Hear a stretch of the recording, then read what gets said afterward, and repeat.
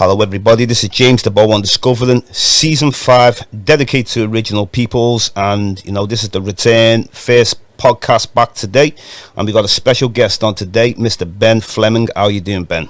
I'm good, thank you very much, James. Good to be here, glad to be part of the podcast.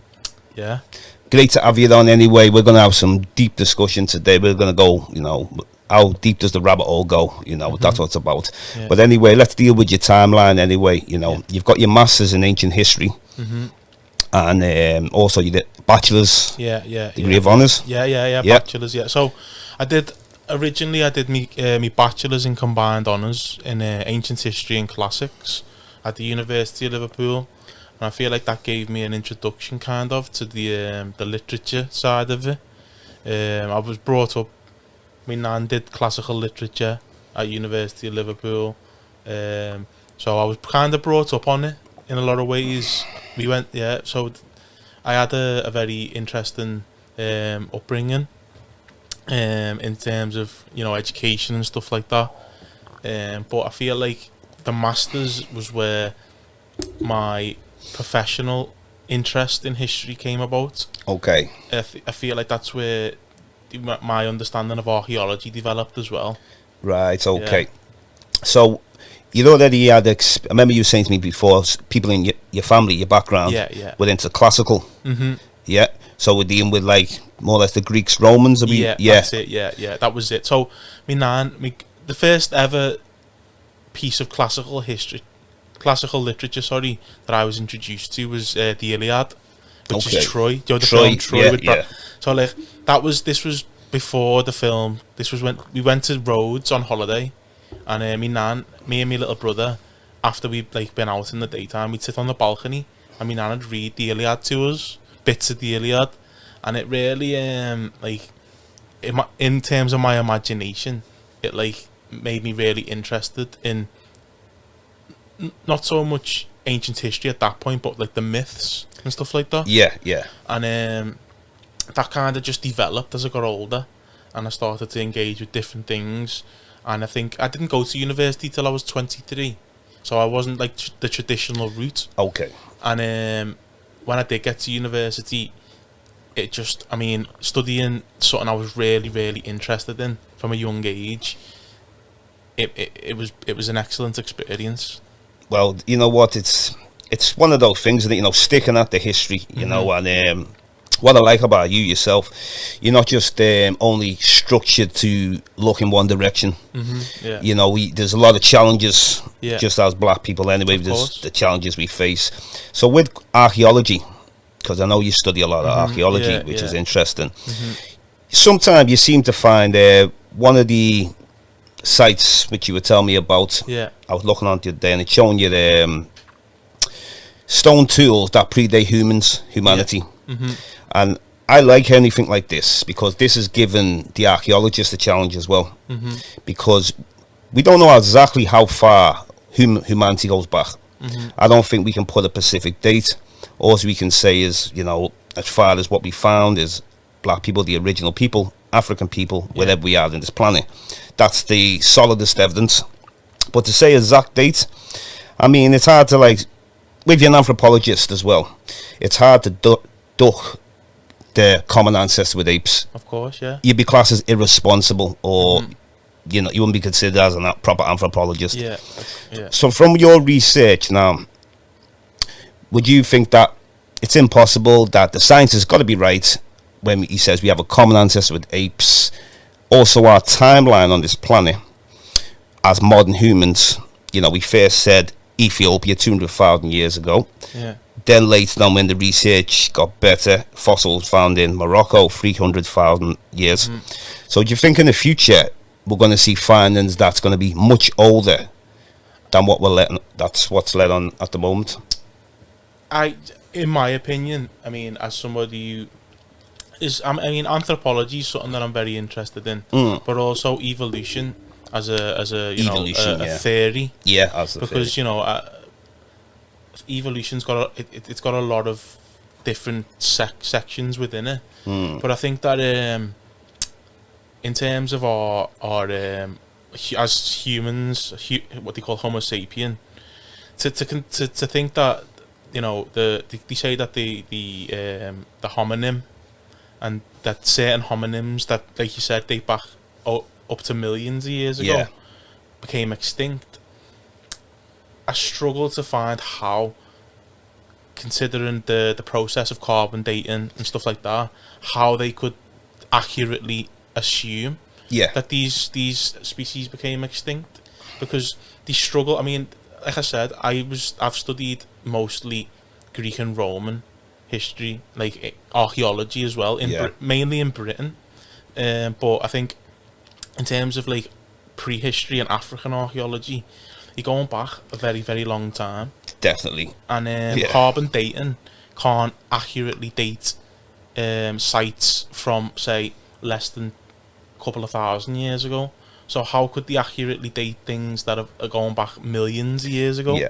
And I think it's all a matter of the ability as a historian to always have that thing in the back of your mind of, well, what if? What if, you know, things are always changing. Definitely. In history, that's the beauty of it. A new find can get found anywhere in the world, and it'll change the perception. And I think that's my understanding. I'm not going to form a complete total opinion. Yeah. Because things could change, and I could get proved to be completely wrong.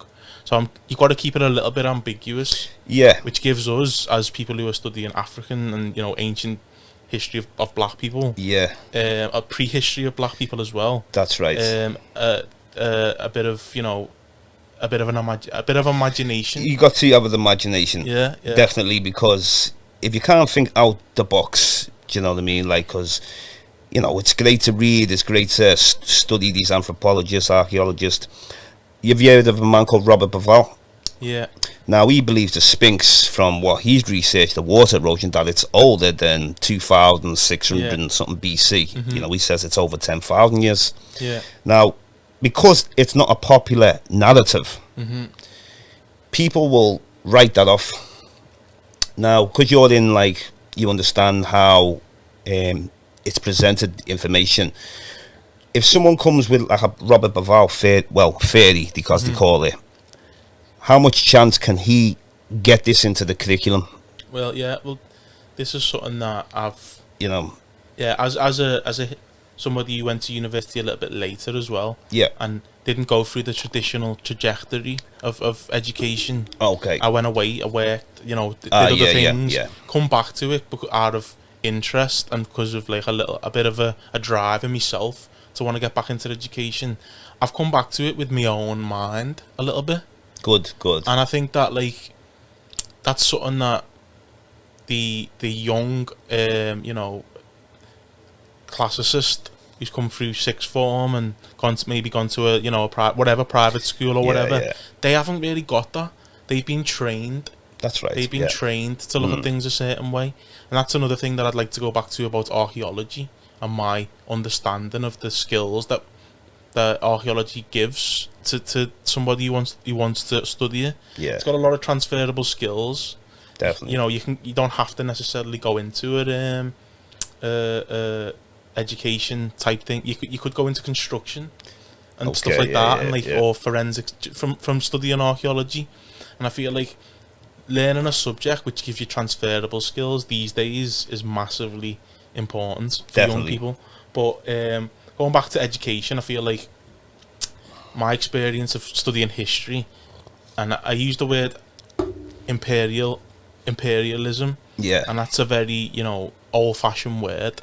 I don't think that necessarily might be what it was. I think it was just power structures. That's what, definitely. And I think in Western Europe, definitely, they didn't want to give, you know, the people who come here, you know, as immigrants or whatever, a sense of self. They wanted them to become emerged with the power structure. Yeah. So I feel like that's why education was very, very highly controlled.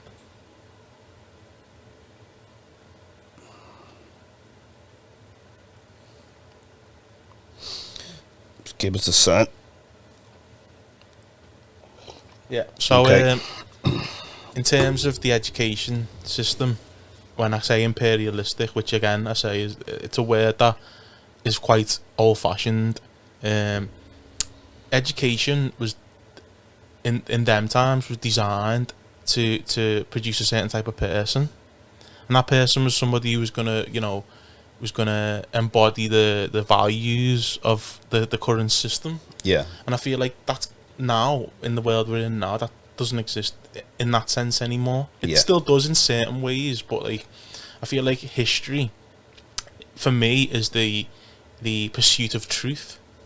And as people from African heritage and ancestry, it's very difficult to get a full truth of our history.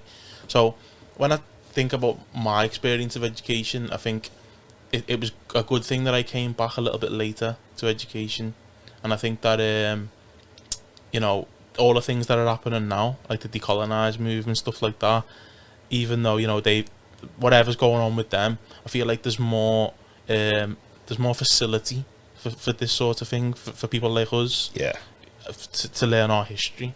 And that's when I say imperialism and education, that's what I mean. I mean, like, people have been trained to be a historian. They've been trained by the education system. Whereas I don't think there's any official training you can have to be a great historian. You've got to have like a curiosity. Oh yeah. Definitely agree with that. And the word imperialism is a funny one. Because how Europeans have given the narrative about Africa is they've talked about things like Africans have enslaved each other and done things to each other, but they haven't really expanded on imperialism, as in, I had studying a man named Dr. John Hendrik Clark. So we'll talk about, if you don't know true African history, you're never going to know when Africans ruled over nations. So, like we say in imperialism, you wouldn't know what African imperialism would be, because you're denying the fact that they went to India in ancient times. You're denying the fact that they got to China. So if you're denying the fact that we once ruled nations, and with empires, I mean, like, you can look at them as good and bad. I mean, I look at like, well, what did you contribute? That's so. With like, I'll give you an example. The Moorish 711, the conquest going into Spain. Now, most conquests we think about, they're not good. But I felt the Moorish conquest benefited Europeans than it caused them any harm. Yeah, definitely. What was introduced to them. Yeah. So most people don't understand these kind of conquest. A conquest has to be bad most of the time. But that was like probably, I'd say that was a great conquest. Another good conquest, which some people might not believe, is when Ethiopia, Aksum, conquered Arabia, stretched their empire. But the difference is, when Europeans came into Africa and give us their Bible, introduced us to their system. And like, you got some Africans who might not even be speaking, modern Africans speaking their mother tongue in their house, for example. So things are getting lost. I'm sure you've looked at, like, say, the manuscripts of Timbuktu. Where what I really liked about that is the local people kept the history.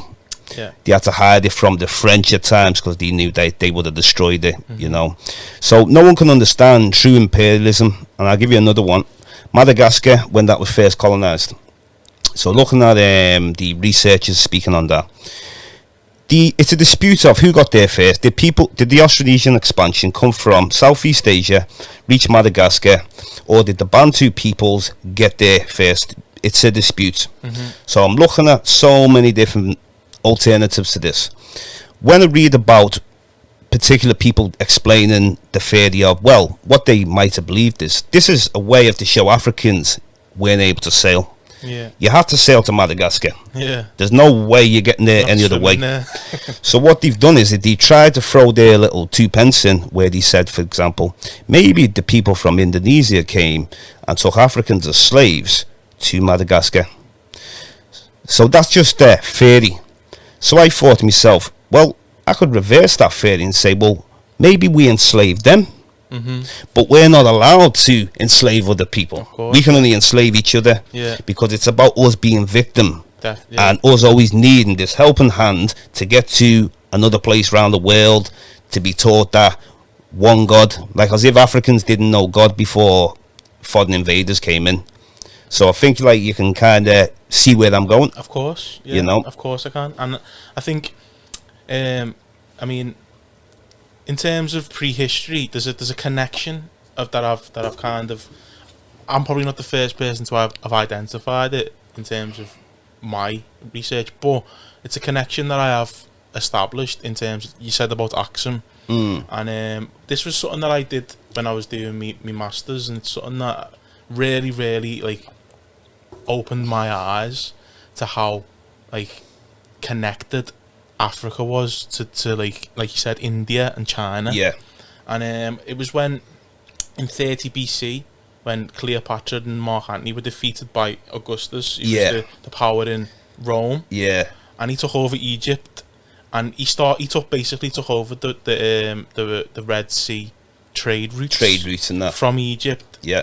Which went right down. They had Ethiopia. Yeah. On the route, and then the Horn of Africa, round what would be modern day Somalia. Yeah. But they used the monsoon season, the monsoon winds, to get over to India. Yeah. Yeah. And that was something that obviously wasn't new. They didn't just invent that, and they didn't even try to like say that they'd invented it. Yeah. But they didn't talk in depth about how they learnt about it. Yeah. And they clearly learnt about it from the Egyptians. They must have. The season, because it's 6 months of the year it blows to India, then the 6 months blows to Africa.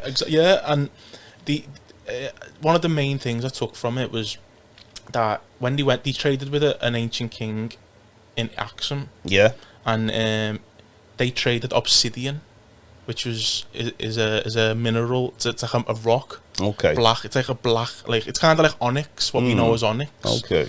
But this whole idea of what I was talking about in Lamekwi. Yeah. They're really 3.3 million years old. They say they found hand tools. So obsidian it's said to be sharper than steel. It's a very sharp and useful piece of mineral, and the king of Axum would trade this with Rome for other things that the Romans could provide, but it shows that they had a deep, well-established knowledge of different types of mineral and what they could be used for and their value long before Europeans came to Africa. It's obvious. I mean, it's in the ancient text. If you prepare, I mean, it's not in the literature. It's in there's a thing. There's a text it's like an inventory of trade. And trade inventories can provide sometimes more valuable information in terms of finding the truth than ancient classical texts can, because it's just giving you the facts of what was traded and what was found and stuff like that. Yeah. So this obsidian was something that, if you like, when you're looking at Lamekwi and Olodowon, and them really ancient theoretical frameworks for hand tools, like flint knapping and stuff like that, it features in that.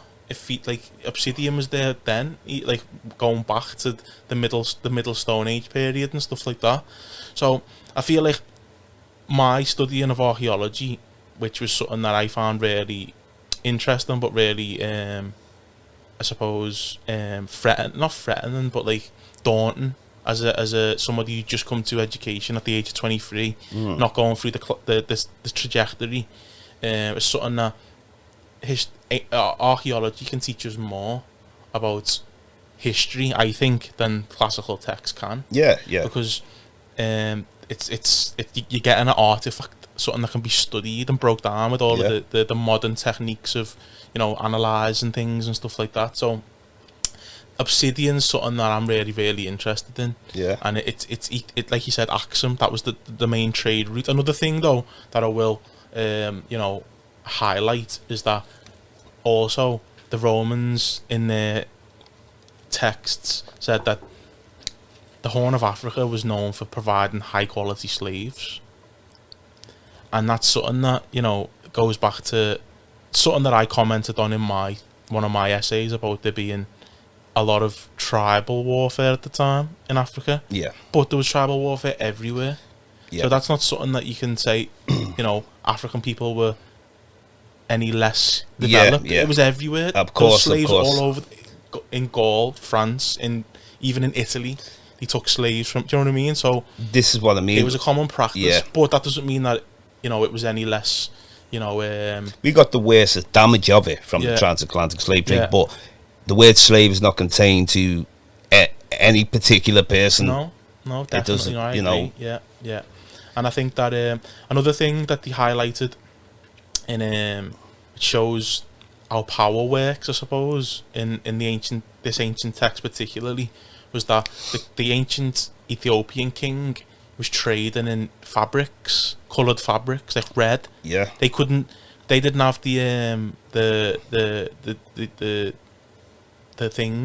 knowledge. I don't know if it was the knowledge, but the materials to dye their cloth red. So they trade with that for the Romans, and that was a status thing because nobody else could get that. Yeah. And like this whole idea of power structures is very important in terms of you know, items and material stuff. Yeah. Even in the ancient world. It's funny when you mention about trade routes. When trade routes get taken over, this is interesting because you can go back to, speaking of archaeology, you can go look at Kenya, you can look at Ethiopia, and you can see evidence that they trade with Sumer. Yeah. And I'm talking around 2500 BC. Yeah. You've got evidence.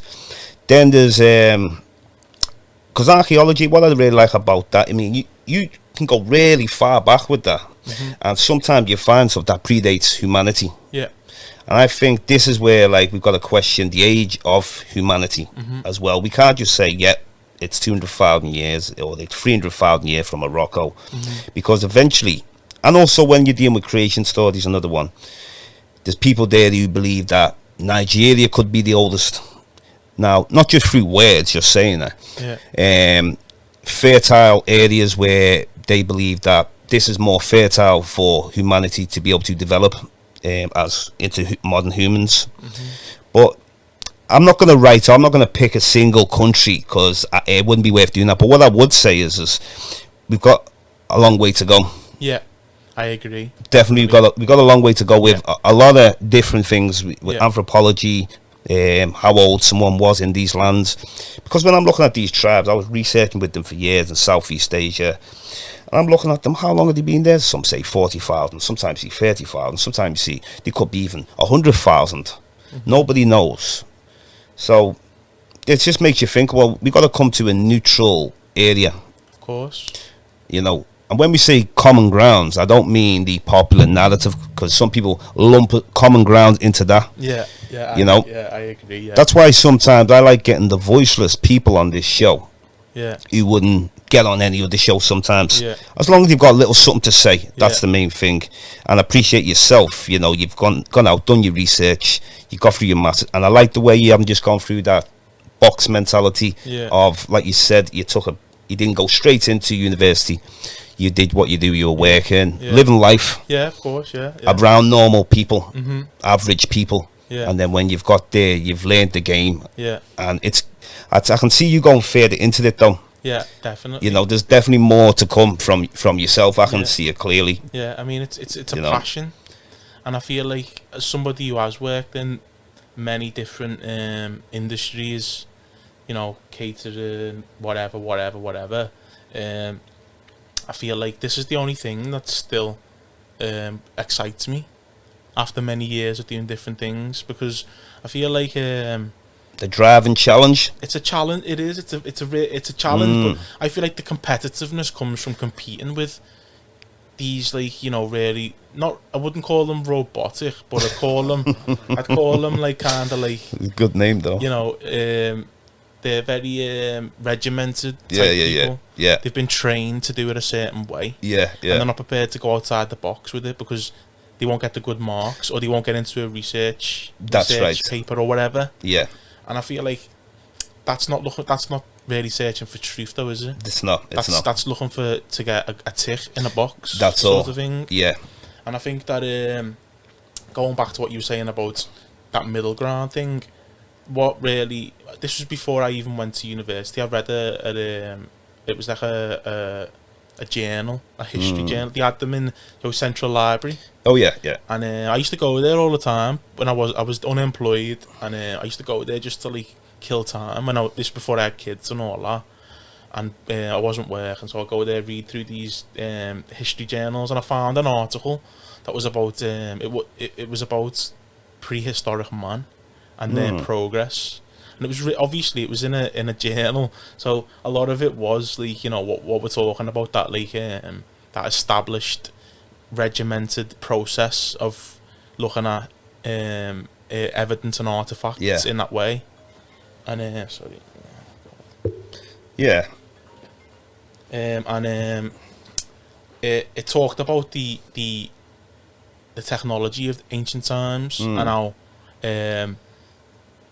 the ancient man, they say the Neanderthal man, which was different. They've got different, in a lot of ways, different genetic makeup from us. They would use sharpened like spears, and they'd pin the animal down. And then when they find the bones of Neanderthal men, and obviously women as well, they find a lot of twisted bones where the bones had to heal, which means that they were very clumsy in a lot of ways. And a lot of this, they say, came from when they were hunting. So they wouldn't hunt the same way our ancestors would. They would corner an animal and pin it, and then deliver that would mean that the animal's death throes the kick or whatever of a deer or whatever could break the leg. Whereas our ancestors learned that if you put a piece of hard stone or whatever on the end of your spear, you throw it, it hits the animal runs, it bleeds out, and you can catch it further down the line as long as you don't let it get away. It's more efficient. And this whole like idea like that they were talking about really and made me realise that technology, what we call technology now, like the phone or whatever, the camera, back then the technology was stone tools, learning how to really get the most out of creating a stone tool. And the final message of this article that really like hit home with me was the idea that the reason we are where we are now, regardless of all the bad stuff, but we're still here surviving, in a lot of ways thriving as human beings, is because we learned to cooperate with each other. Cooperation between two different tribes who were competing. They were competing over resources. They learned to cooperate and say, okay, we've got this bit. As long as you don't come past this tree or come past this boundary, we're okay. Do you know what I mean? Just give me the countdown.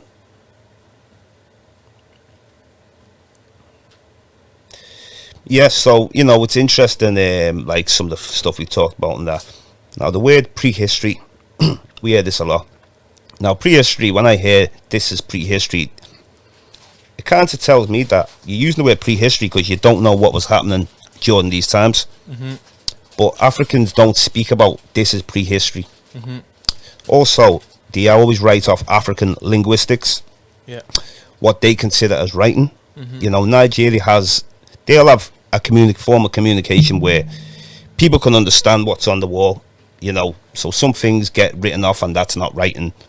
It's like the hieroglyphs, that's writing, isn't it? You know, whether you can understand it, decipher it. Also, where's the future? I mean, I'm wondering about your future as well, because you're a young man, and I can see you're going to keep going, you're going to like expand, and it's down to your own drive, and I can see you going further with this. I mean, I've got a couple of ideas for my own little web series. It's not really a podcast like this, but we're like sitting in front of someone. I'd like it to grow into something like that, but it's more me looking at using history as a tool to make people think about their own personal development. Looking at people who've you know, ancient figures who've done amazing things, their upbringing, their challenges, stuff like that. I've got a structure that I've kind of set in place in my own mind and kind of written down in bits and bobs.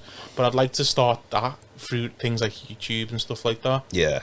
Also, my goal is to become an online tutor of languages, linguistics, like what we're talking about. Interesting. Teaching English to be like obviously as the initial starting point because it's my native language.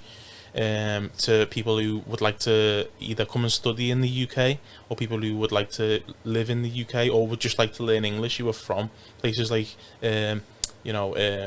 places like Qatar and Dubai and places like China as well. Yeah. This is something that I've kind of dealt with a little bit in me profession, like me work sphere since I've left university.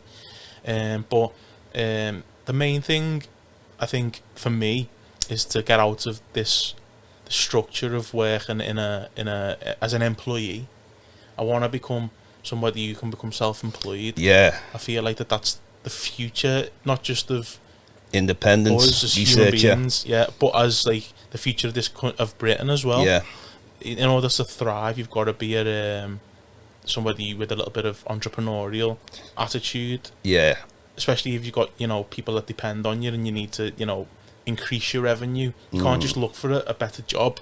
You've got to create something for yourself. I think the whole social media world and things like what is going on here in the studio and stuff like that, it gives people that opportunity to expand their own talents and stuff like that. Yeah. That's the future in my opinion, in my sphere. So yeah, that's where my future lies, I think. Yeah, well, at the end of the day, it's just about continuing the mission and see where it takes you. Yeah. Because I got into history like very young. Well, it wasn't so much history from the beginning. It was just my father's side Nigerian, so I'm given the culture from young, and then it's about building on top of that. Mm-hmm. So trying to study things from an African mind, Mm-hmm. African perspective, because of it's too watered down dealing with a Western perspective. It's a great thing to start with sometimes, because sometimes you've got to start with it, and then it's not where it ends, though. Yeah, I agree. So I want to thank you very much, Ben Fleming. Thank you. And maybe we'll do this again. We will pick another topic one time, because we're just like having a little discussion now, but in the future, and then maybe we can do some research together. Definitely. I think that's very important to put our research together and see what we can both come with. Mm-hmm. Yeah, smash that. Definitely. Thank you very much for having me. That's a pleasure anyway. Yeah. Anyway, this is James Diboe and Discovering Season 5, dedicated to original people, and we are here today. And thank you very much, Ben, and we'll do this again. Yeah. Peace. See ya.